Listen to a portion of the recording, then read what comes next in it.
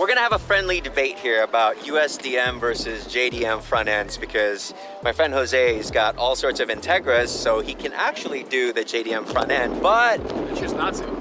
why? That's the way it came in the U.S. You know, it's like why make it something? If you want a JDM front end, you buy a Japanese car. You can bring them from Japan.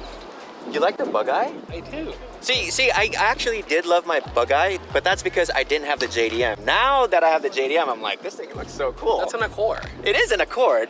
It looks like a 97 Honda Accord, but like an angrier Honda Accord. It's okay, I'm just hating because I don't want to pay $3 grand for that front end, so I just have to stick with what I got. What's a bug eye car? What does that look like to me? Like a Hyundai Tiburon. Oh, yeah. They had this, right? Well, that came first. Okay. What, you have this, Type R lip? Yeah, OEM Type R lip. So it's got OEM Type R lip. We have the same wheels. Same wheels. He has a K20, I got a B18, but I'm gonna do the K20 next. So he's got half horsepower. And then he actually like drives really damn well. He's a good driver too. He goes to the canyons all the time. I don't know what he's saying. I don't know about that. What do you think of the yellow? I actually really like it. It's pretty close to the ITR, but not quite that, which is good because you're not trying to copy an ITR. You're trying to make it your own. So I think it looks nice. It's not neon. It's got the perfect shade to it. Yeah. Why didn't you get rid of your side moldings? It's an RS. I'm not trying to copy a Type R. See, Wait, is that Taffeta white? Nah, it's championship white. What did he just say? I don't want to copy a Type R.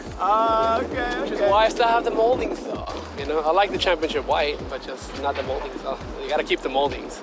So Jose sells a bunch of Integras, Hondas in general. What is a good going rate for a clean Integra if someone wants to buy one?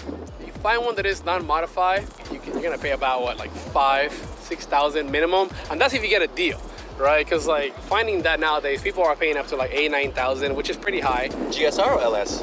No, a clean GSR is gonna be like $10,000. Holy crap! Yeah. So for the people that don't know the difference, what's the difference between an LS and a GSR? GSR's got VTEC. That's right. So it's got VTEC. It makes what? 30 more horsepower? It makes 172 horsepower. So like about 30 more horsepower. 30, yeah. I think LS is 140. Better gear ratio on the transmission, different interior, the wheels, sway bar difference. I mean, there's a lot of difference. Yeah. You know, but I mean, there's not much. You can make an RS or an LS just as fast with little money. What about Type Rs? How much are they going for? Oh man, no, that's just crazy. I mean, you can get a salvage Type R for $25,000. What the heck? You can get a nice driver for $35,000, or you can get a collector one for like 80-90 grand, which is insane. Well, you have a Type R. Do you think this home-built platform is better than a stock Type R? All day. Yeah. All day? Yeah, all day. So you can build something that's better than a Type R? 100%. What's the chassis difference between a Type R and a regular, say, RS? The Type R has, it's pretty much like supposed to be, I don't want to say stitch well, but it has more reinforcement. I think with the rear subframe, it has more reinforcement, but yeah. I mean, not much. I mean, from an RS, it's RS, no sunroof, right? So the same thing. Yeah. So from a regular GSR and LS, they have a sunroof. Yeah. Type R don't have one. Yeah. Obviously, Type R with us, I mean, not chassis, but you know, you got the 5-lug conversion, bigger brakes, bigger rear brakes. So there's quite some differences.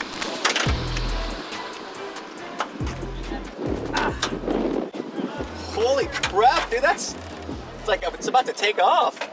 About to take off. Jesus Christ, is that gonna stay? Yeah, I got it. There you go. You sure? I got it now.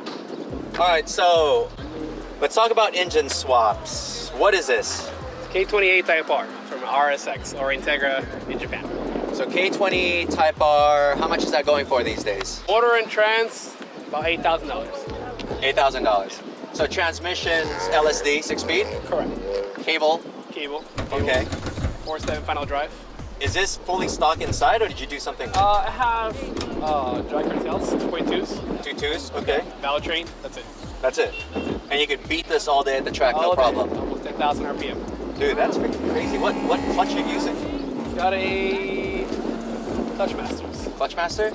You know, I just didn't realize that your oil pan is like 2 inches from the ground. That's because this is the show look, you know. It gets higher when you go to the track. Oh yeah, you guys noticed that his car is slammed and mine looks like a 4x4. I'm pretending to be cool, but no. The suspension right now, the height that it is, has got so much play. Yeah. It's got no preload whatsoever. Oh my God. So, would you say K-swapping a DC4, DC2 Integra is sacrilege, or is it a better move than keeping a B series? It depends, right? I feel like at the end of the day, you get more out of it. Because if you want to make 250 horsepower in a B, you got to do a lot. Not just that, it just doesn't become reliable, right? Where like you're gonna be in the limit. So if you're doing like a drag race, then sure, it'll last you a long time. You're on track going, through gears, downshifting, and all that, then they usually don't last long. I had a lot of B20 V6, and I can count the track days that I can get out of them.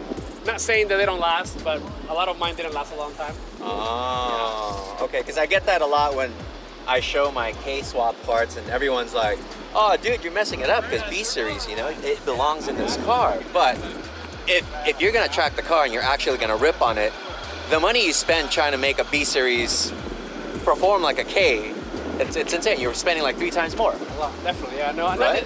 Not just that, but it's easier to get now. B series are hard to get. And then now a Type R, it's gonna cost you just as much as a K.